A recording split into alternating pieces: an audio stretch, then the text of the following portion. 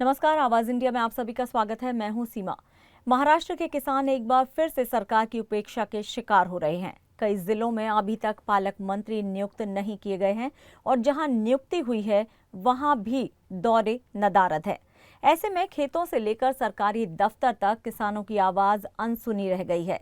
Monsoon सिर पर है, लेकिन अब तक कोई सर्वेक्षण नहीं हुआ, न कोई ठोस राहत योजना जमीन पर आई है।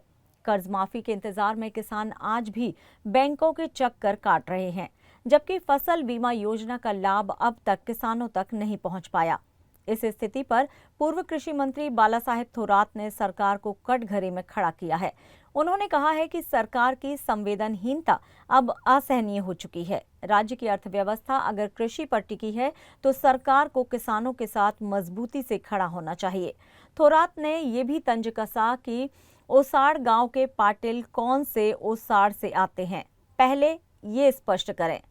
सवाल बड़ा है, क्या सरकार किसानों की पीड़ा को गंभीरता से लेगी या फिर नाराजगी भी बीते मौसम की तरह हवा हो जाएगी? नहीं, ये तो बारिश इतनी हुई है, प्री मानसून बारिश है और कभी हुई नहीं। मुझे मालूम नहीं हिस्ट्री कभी कब हुआ था, ऐसे अभी कभी नहीं हुई थी, इतनी बारिश हुई है। तो इस बार किसानों की मदद करने की तो जरूरत है।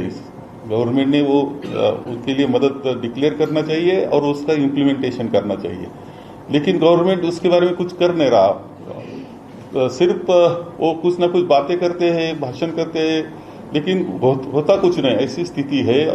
उनकी मदद का जो नाम है उसमें 3 हेक्टेयर का है, तो वो भी वो 2 हेक्टेयर पर पीछे गए हैं और वो स्टैंडिंग ऑर्डर के मुताबिक वो मदद करने को तैयार है।